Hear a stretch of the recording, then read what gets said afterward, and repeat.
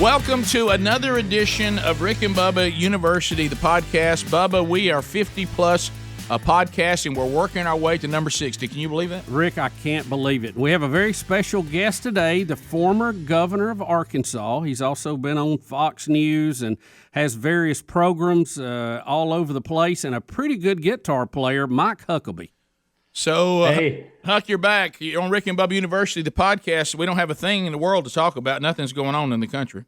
No, I was just thinking maybe we could talk about projected hoe handle production for fiscal year 22-23. That's something that people in the South talk about every year, making those hoe handles for the farm implements out there. No, there's nothing going on, guys. Nothing. What a crazy world we live in. Unbelievable. Democracy is messy at times. Still the best thing going, but it can be messy, can be disturbing. Give us your thoughts on the election, where we're at, and as we're recording this, we still do not know who has won, and the Trump team has filed multiple lawsuits in multiple states. What's your thoughts? Where are we at? Well, one thing I think people need to realize, it's important that the president's team filed those lawsuits for the simple reason it's not about sour grapes. It's about making sure that this was a completely above-the-board legitimate election. When you have places like in Pennsylvania where 100% of the ballots, which showed up late, by the way, but 100% of them were for Joe Biden, not one of them for Donald Trump, does make you scratch your head a little bit. And there are other issues to be determined, whether or not the ballots arrived on time, whether or not they had a valid ID or signature. Are they legitimate? So let's be clear. We want every legitimate legal vote to be counted. But you don't hear that from the Biden side. They say every vote be counted. Well, if it's not a legitimate vote, that's a vote that's taking away from yours. So let's make sure the election is just. And let me be very clear. If it is, and if we have the opportunity to go through and validate the ballots, and Joe Biden ends up winning, God forbid, but if he does, I'm not going to lay down in the middle of the street and scream and howl at the moon like a crazy person. I'm not going to curl up in a fetal position under my bed and refuse to come out. I'm going to accept the results of the election. I'm going to not say, Joe Biden isn't my president, like a lot of these people have for 4 years. I'm going to say, yeah, he is my president, and I hope he does the right thing for the country. We can celebrate that a record number of people turned out to vote, 160 million more than ever have. That's a good thing. And we can also be grateful that there was not violence in the streets, and we did vote by way of ballot rather than by bullet, which is the way a lot of countries change their government. So all of those are good things. But we have to know that the election was carried out in a proper and legal way. And it's incumbent upon President Trump and his team, not just as a matter of their rights, it's really their responsibility to make sure that everything was done on the up and up. You know, when you look at the state of our country, I mean, it's almost like the book you wrote, The 3 C's That Made America Great. It's almost like I wish we could have got this book out long before the election because you see the results of exactly what you're writing about. You do see that what you're saying America must return to, it couldn't have been more evident in what we're seeing, not just in the election, but all the things leading up to the election, the loss of law and order, the people parading and using, the shield of racism, but then behind that is really activism and Marxism.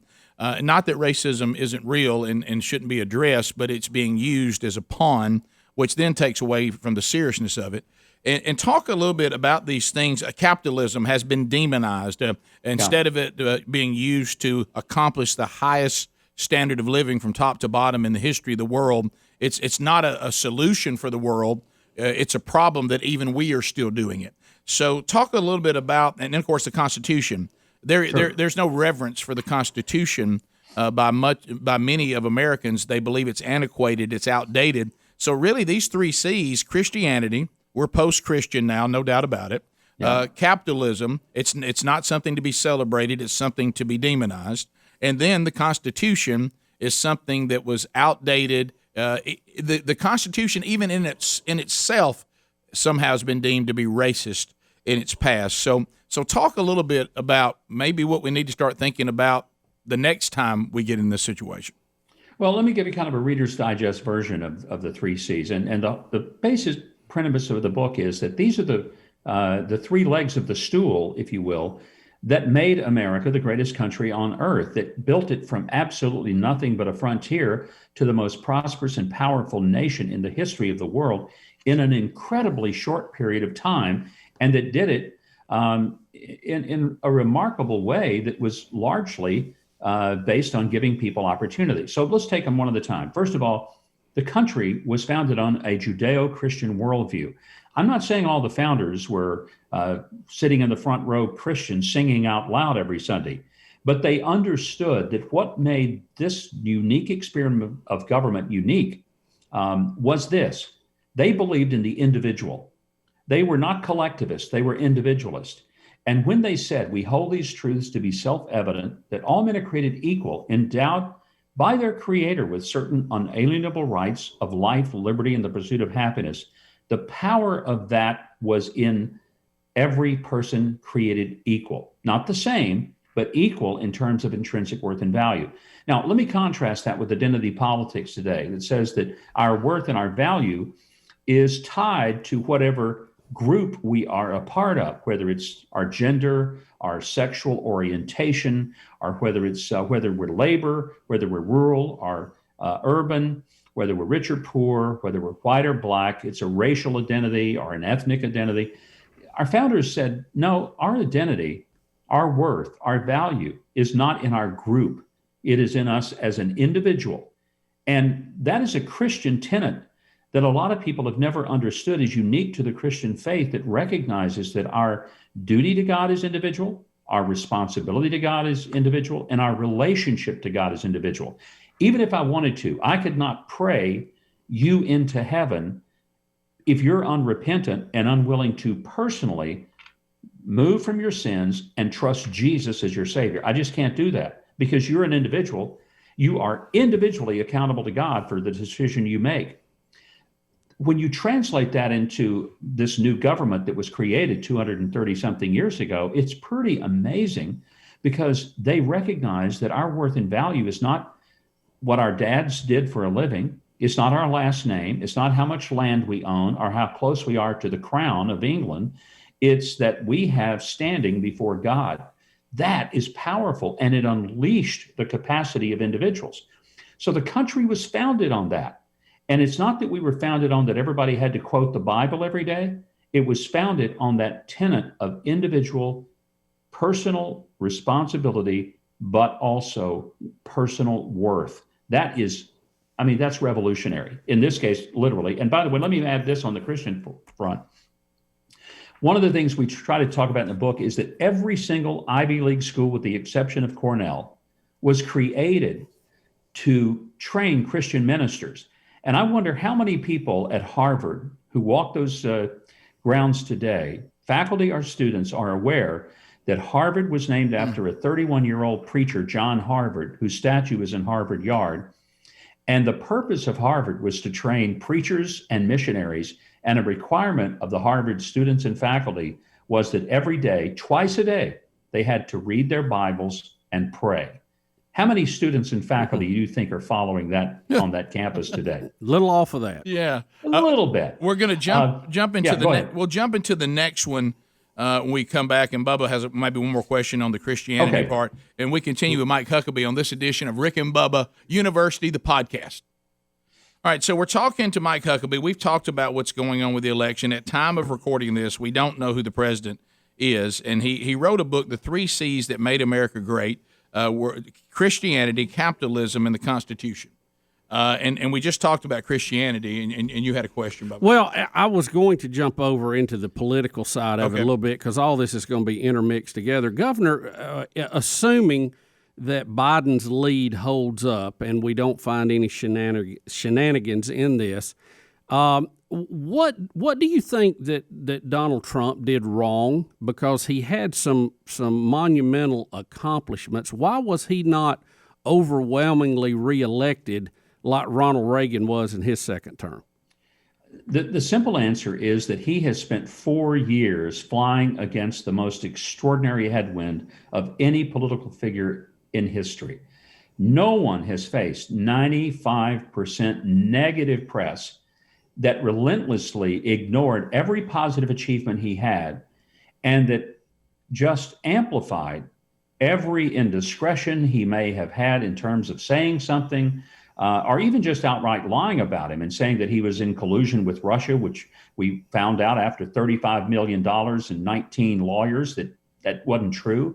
So here's a guy who has spent the entire time of his presidency with Congress so against him, they impeached him over nothing and couldn't get it done. A press corps that has been hateful, dishonest.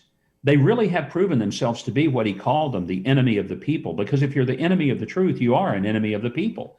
And not every person in the press is distrustful, but most are. I mean, let's just face it. They were a part of this cabal that was trying to bring him down. When you add all of that together, and then some of it was self-inflicted, let's be honest, there were times when Donald Trump would say or tweet something that was cringeworthy, and it was at times offensive to people. I heard friends of mine say, I just can't vote for him because he just has no sense of self-control when it comes to jumping at his enemies. Look, I get that, but I'm glad we have a guy who did not just cower in the corner every time somebody chased him. He fought back. And for every maybe moment that he went over the top or went too far, I can live with that because I'm more grateful for his pro-life policies, his pro-Israel policies, the policies of religious liberty that recognize that the government ought to leave me the heck alone when it comes to how I worship, where I worship, and when I worship. I'm grateful for those things that he did. And so if he had some personality quirks that bothered some people, I'd tell him, get over it. Look at the accomplishments. Look at the record. You don't elect him to be room mother so he can bring cupcakes in and make everybody smile.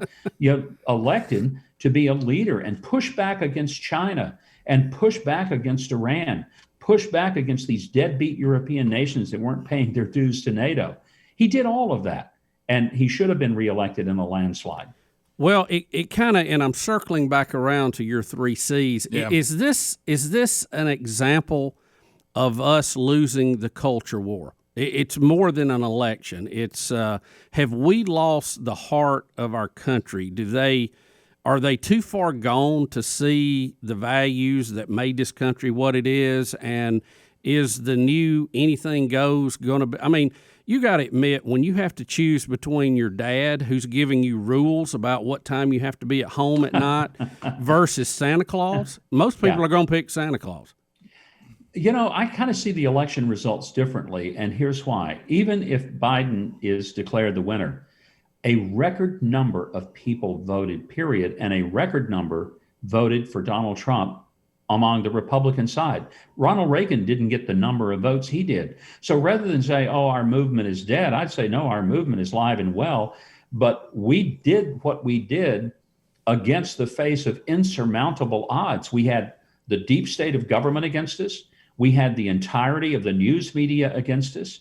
We had one of the major political parties that lied and cheated and did everything they could, but, pull our hair and scratch our eyes out. And we still showed up and battled not only to the end, but beyond.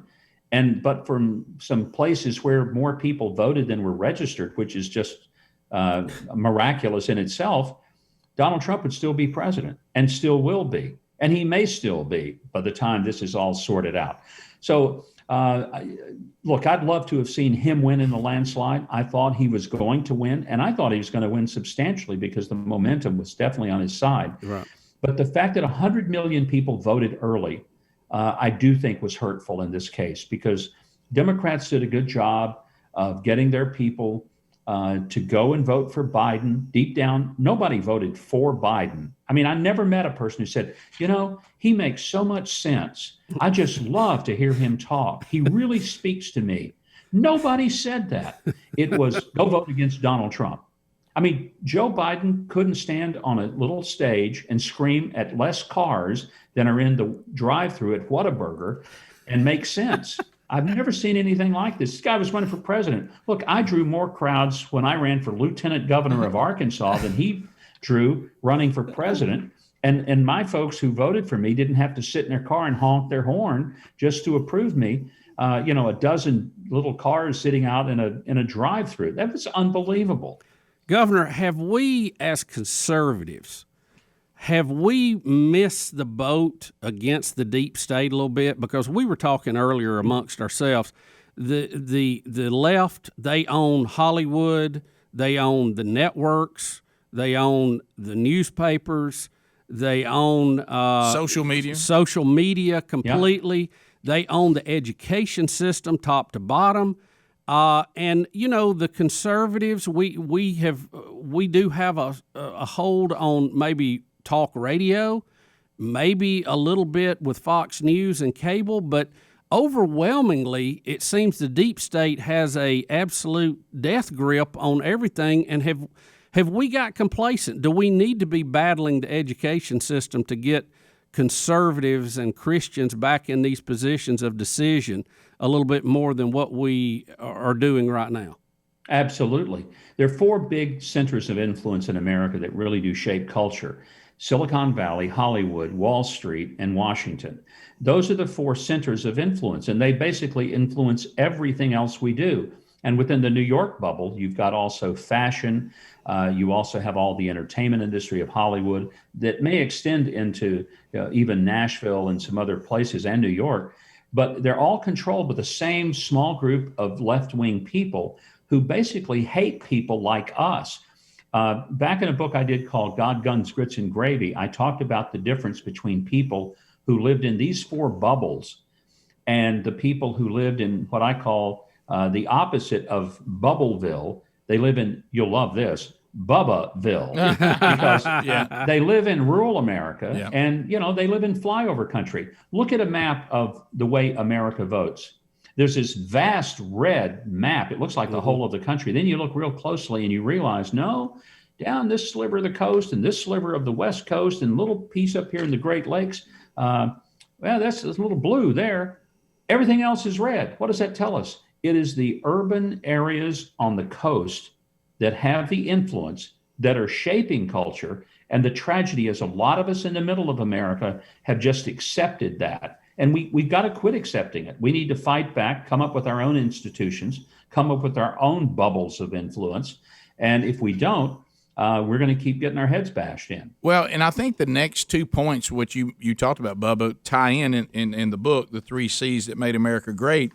I think the reason why the deep state has been successful in demonizing capitalism, and then the third one, the Constitution, is that there's a lot of Americans that are walking around that have never been educated on these 2 things at all, and they have a complete misrepresentation of what these 2 things were here to accomplish and what they have already accomplished. Well, let's take capitalism, for example. It's being demonized today as based on greed. That's not true. It's based on incentive. The incentive that if I go out and work hard and I'm productive, then I'll be able to provide better for my family. I'll be able to do things for my neighbors through the generosity of my charity. And that's a part of making a great country. It's why America is a great country. We're the most generous people on earth. How can you be generous if you don't have any money? How can you have any money if you don't work? And how can you have more money? You have to work harder. So the idea of capitalism, which is that rather than me just waiting for the government to divvy out what it wants me to have, it's based on, and I go back to what I said earlier, individualism. I have the opportunity to innovate, to make something that you want, and I'll sell it to you for a price you're willing to pay. With the money I get, I make some more and I sell them. And then you take what you have and you may use it for something that makes you money. Now you can go into the marketplace and buy it. Capitalism is not based on the notion that there's only so much money to be had, and once it's divvied up, there is no more. It's based on the idea that we can continually expand that economic pie.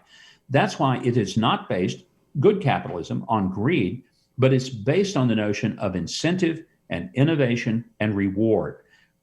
We are rewarded for our work. That's biblical. So this notion that it's anti-Christian, that's nonsense. I just think people, when they talk about socialism, I'd say let's apply that to the classroom. Go into any classroom in America and say, okay, how many of you made a 95 on the test? Stand over on this wall. How many of you made 55 on the test and you flagged out? You get on this side of the wall. All right, here's what we're going to do. It's so unfair, you kids with the 95. So what if you studied all night? I'm sure it was white privilege that gave you the capacity to do that. So we're taking 25 points off your 95, giving it to the kid who had a 55. Now he makes 80. In fact, we'll just round it all off. Everybody gets 75 points. We're all going to be C students. How's everybody okay with that? The kid with 50, he's going to say, that's great. Kid with 95 says, wait, that's not fair. He didn't work as hard as me. He didn't study. Yeah, but I'm sure there were circumstances that kept him from it. That's socialism, and nobody likes it in practice when it's applied to them personally. They only like it when it's applied to somebody else. Yeah, and I think they don't know the difference, which is why they're so ready to toss capitalism, is they really have no idea the difference because they've never experienced it. Exactly. If I got time, I want to quickly hit the Constitution. Yeah, I'll try to absolutely. be very brief about it. Yeah, go ahead. Here's what's the genius of the Constitution. First of all, I think it's an inspired document, not on the level of the Bible, which is infallible and inerrant, but certainly inspired. And here's what makes it so remarkable. It is not perfect, but it was formed to give us toward a more perfect union. But the power of the Constitution is that it's the first document in governing history that says the government is limited and the people are not. If you look, for example, at the Bill of Rights, every single one of them tells the government what it cannot do, and it tells the people what its rights enable them to do. A lot of people think that the purpose of the Constitution is to restrict us or restrain us, not on your life. No. It is to ensure our liberty by telling the government, keep your stinking hands off the rights and the liberties of the individual citizens, because we are individuals. We got that from Christianity. We are also individuals when it comes to making our own way, choosing our own career and job, and dreaming dreams and being entrepreneurs. That's capitalism. And the Constitution says, and the government can't keep you from living the way you want to live, whether it's your speech, your religion, your assembly, your filing a grievance against the government, whether it's the government coming into your house or looking at your stuff. It just can't do that. The government is prohibited from doing those things, including taking your firearms away that you use to protect yourself, your family, and your freedom. Yeah, I've heard it said this way before, and I agree. The Constitution was set up to offer the individual, back to Christianity, maximum liberty, so then that individual could maximize his or her God-given potential. That's a beautiful explanation, as I've heard. Absolutely 100% correct. Governor, I know we're going to have to let you go because of a prior commitment, but I wanted to ask you this on where the rubber hits the road, assuming, again, that Joe Biden wins this, and we don't know yet while we're recording this, but he is much closer than Trump is at this point. He was very critical of the president's response to the COVID-19 pandemic. Matter of fact, he said he did nothing, which I saw that he did a lot, I thought. Yeah, and I've listened to Joe Biden, and it sounds like he's saying that he wants to do exactly what we're doing. And maybe I'm missing something in this, but do you anticipate him giving us a national lockdown shortly after he is inaugurated? One of two things will happen, either a national lockdown or he'll say, well, praise the Lord, our problems are solved now that I'm elected. But I don't know which he will do. But here's what I find so disingenuous on his part. He's really put nothing out there that President Trump hasn't done. And to say that President Trump hasn't done anything is ludicrous. And it's frankly insulting to all of our intelligence. Because if you look at the president, he shut down the hottest economy in the history of the country in order to flatten the curve. He went with the idea of shutting down travel from China and Europe, which frankly was to me bigger than shutting it down from China, in order to stem the tide. But he did something he doesn't get any credit for. After putting ventilators in place and having a remarkable ginning up of the manufacturing of equipment and PPE, all of these things that he did, giving the states everything they needed and wanted. You never hear a governor say, we didn't get the stuff we needed. They got it. Here's what he did. He believed in the 10th Amendment, which says if the Constitution doesn't give him the power, it's left to the states. He actually believed that, and he let the governors make the decisions at their own state levels rather than trying to impose a one-size-fits-all solution. And he allowed them to manage their own COVID response, which is exactly how America is supposed to function. I think that is the biggest single thing he did. Nobody seems to want to give him credit for that, but I certainly do, as having been a governor who would love to have had the federal government leave me alone, let me manage it. If I boogered it up, well, beat me up over it. But if I succeeded for the way I would deal with it in my individual state, given that my population is not the same as New York or California, then give me credit for having managed it at the local level like our founders intended for issues to be managed. Well, thanks for taking time to be with us, and we appreciate that. Go to MikeHuckabee.com. Get to the 3 C's that made America great. It's an important read now more than ever. And thanks for taking time to be on Rick and Bubba University, the podcast. Thank you, Governor. I love you guys. Hope to see you again soon. Thank you. You too. Thanks a lot. Bubba and I will continue when we come back on Rick and Bubba University, the podcast. Bubba, let's talk about the fact that you could raise your credit score by 61 points. Are you happy with that? Oh, I'd take that right now. I mean, if you're going to raise it by 61 points, let me tell you what that would have meant to you. And ScoreMaster is how you do it. If you were going out and you were saying, hey, I want to go out and I want to buy a home, and I'm looking for a home loan, and maybe you went to ScoreMaster and they were able to raise it, the average, which that means sometimes it's more, of 61 points on the life of the loan, that would have saved you. This is real money. I want you to hear this number: $100,000. Real dollars. $100,000 over the term. Yeah. So on average, the average American has 97 points that they can add to their credit score, and they don't even know how to do it. Like I say, the average we're doing is 61 points in about 20 days or less. So that means if your credit score is in the high 500s to the mid 600s, and say you bought a new car, if you'd gone to ScoreMaster first and raised that credit score just the average of 61 points, that would have saved you $9,000 on the automobile. So why don't you make the move and do this now? ScoreMaster puts you in control of your finances, not the banks. Enroll in minutes and see how many plus points ScoreMaster can add to your credit score. Visit ScoreMaster.com/Rick Bubba. That's ScoreMaster.com/Rick Bubba. So Mike Huckabee was with us. When we first planned this interview with Mike Huckabee, we thought it would just be about the book, and we got some of that in, and there's no doubt about it. That we need to go back and look at these things that made America great. He laid those out. But he also talked about things involving the president. And one of the things that he said, and this is one of those things that just kind of baffles the mind. Look, I was no gigantic fan of Donald Trump's personality or even Donald Trump, the human being, in the beginning, and really, really struggled with that on the first election, especially. However, when you're dealing with elections, and I think the first time was much harder to vote for him than the second time because some of the things that came out right before the election, and he was unproven. But now we're sitting here 4 years later, and when Mike Huckabee says, hey, I had friends that said, I just have to vote against him because of the way he acts on Twitter and how bombastic he is, but where is the thought process of what you now will be voting for? That's the part that seems to boggle my mind.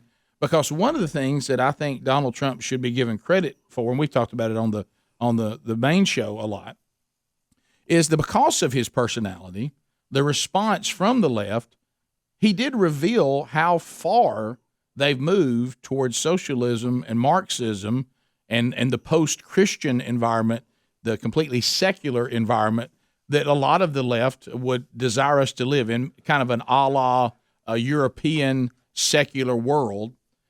So you thought somebody was rude, you didn't like their personality, but you loathe that more than the destruction of the fabric of a constitutional republic? Well, Rick, I think part of it is that, we've had such a high standard of living for so long. Right.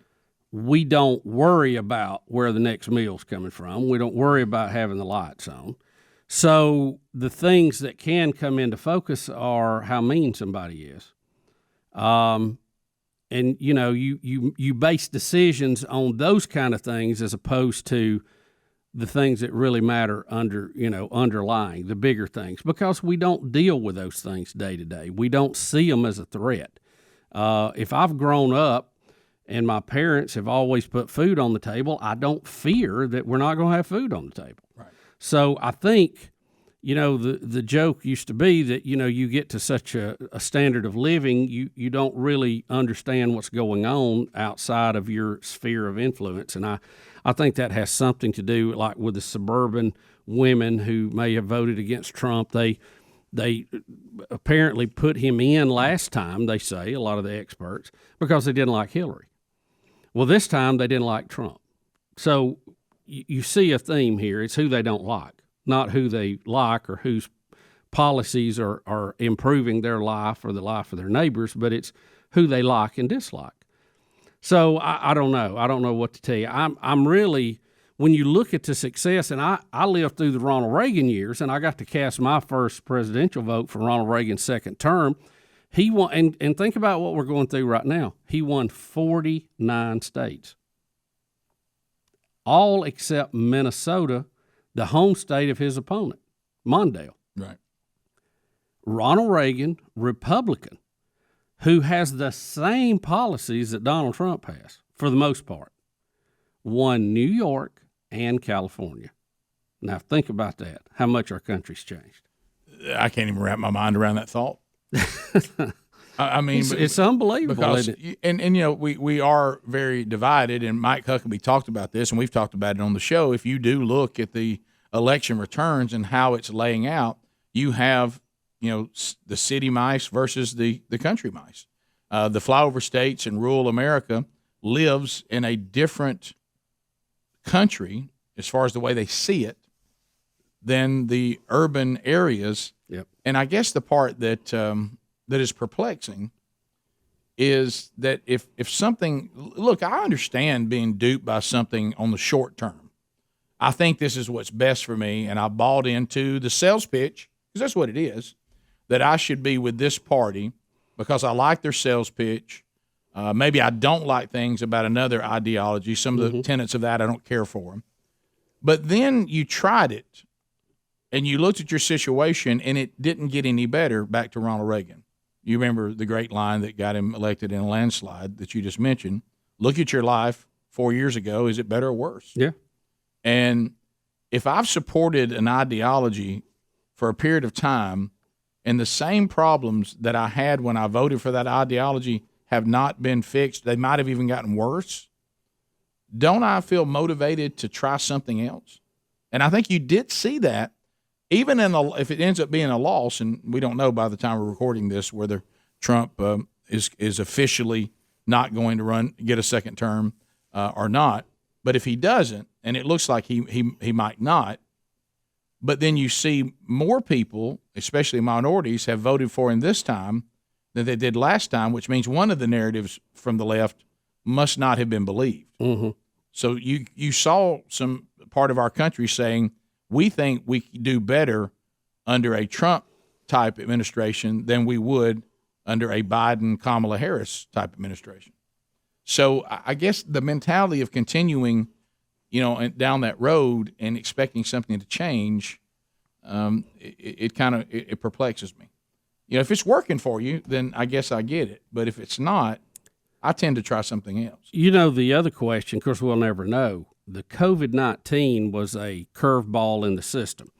We're headed into the year of an election.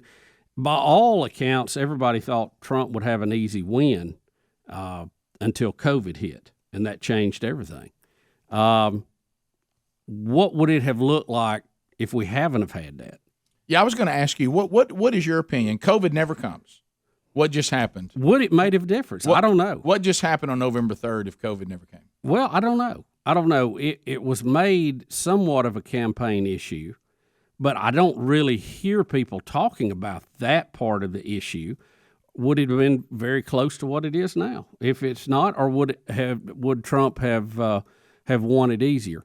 I think that he may have been better to take a page out of Ronald Reagan's playbook and not stayed with the Make America Great Again and maybe gone with, are you better off than you were 4 years ago? But when COVID hit, see, that takes that away because a lot of people are not now because our unemployment's up. So I don't know. It's just it's tough to navigate, and it's easy to armchair quarterback a pandemic. And I've said on the show many times, I think Cuomo made mistakes. I think Blasio made mistakes. I think Trump probably you'd have to look. There were probably mistakes made somewhere along the line. I don't think anybody would go, you make a perfect response to a pandemic, but I try to give them leeway on that because we don't deal with pandemics every day, once in 100 years. So it's hard to armchair quarterback. But Joe Biden made that an issue, and he did armchair quarterback it. Although, like we were saying with the governor, it seems like he's proposing the exact same things that Trump were doing. Yeah. With the exception of adding a national lockdown to it. Yeah, and I don't know whether that'll happen or not again, but I'm with you. And they did try to make a big point. Have you heard anything about the COVID rates of infection in the news in the last few days? No. Anything at all? Well, that's what I'm wondering. Will it mysteriously go away? The COVID thing we'll find out. Was attempted, but I'm with you. I don't think I heard anybody say they voted on that one issue. But anyway, all right, so we'll come back with final thoughts as this edition of Rick and Bubba University, the podcast, continues. All right, so Gabby Insurance. We're just trying to save you money throughout this podcast today. This is real simple, and I've been as guilty of it as anybody. I keep buying my automobile insurance and my homeowner's insurance. I'm just being honest before I started using Gabby because this is the insurance agency that my parents used. This is the one they passed along to me, so I just started using it. And you may be in that situation, but you may be overpaying for your homeowner's insurance and your automobile insurance unnecessarily, meaning you don't have to have less coverage. So what you can do, and this is completely free, and they're not going to sell any of your information to anybody, so don't worry about that. If you want to stop overpaying, why don't you go to Gabby.com right now? That's GABI/Rick Bubba. Gabby.com/Rick Bubba. And here's how it works. You put in your insurance information, it takes a couple of minutes.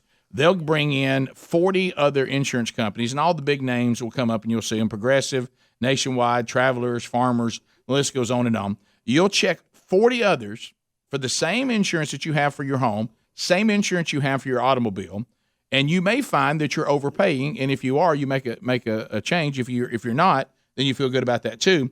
They're saving their customers an average of $825 a year. And Bubba and I've gotten emails that some people save more than that. So go to Gabby.com/Rick Bubba, completely free.